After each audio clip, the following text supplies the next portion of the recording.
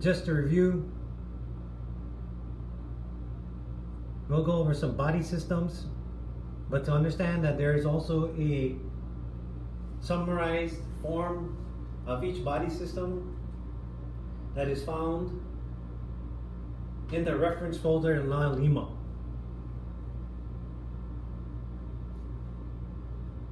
Please review your medical term, video, and approved medical terms and abbreviations found as a reference guide in La Lima as well. So for us to just quickly review our body systems, we call the head cephalid. We may have facial bones. These cheekbones are the zygoma. The upper jawbone being the maxilla. The lower jawbone being the mandible. The head and the spine make up an axial skeleton. The first portion below the head, or the cranium, first part of our vertebral column, our spinal cord, is the cervical vertebrae. The next portion is called the thoracic vertebrae. The next portion, distally, is called the lumbar vertebrae.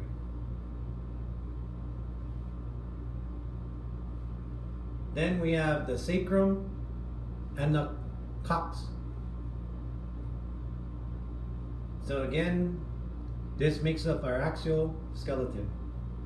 The appendicular skeleton then is part of the appendages that include the thoracic cage.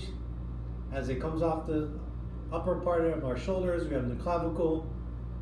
This forms a three-way connection with the upper humeral head or upper arm.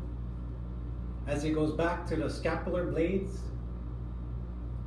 as we come down each arm, right and left, we have the humerus, the radial bone, which is the thumb side up, and the underbone or ulnar bone, which is under the thumb side.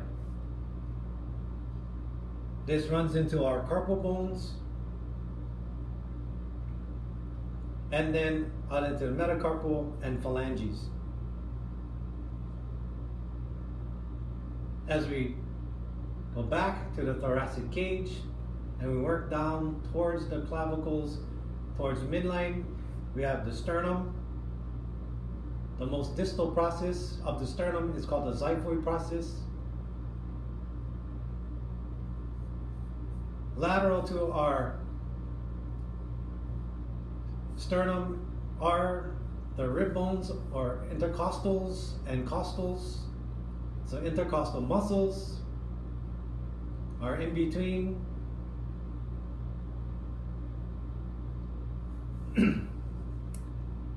These rib bones then interconnect themselves to the spinal cord, forming the lower segment of a costal vertebral angle. We then leave the thoracic cage and move into the abdominal quadrants.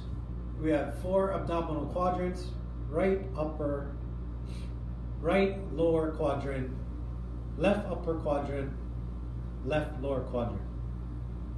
We can also break this up by areas around of which it is in the periumbilical region, or the right and left hypochondria.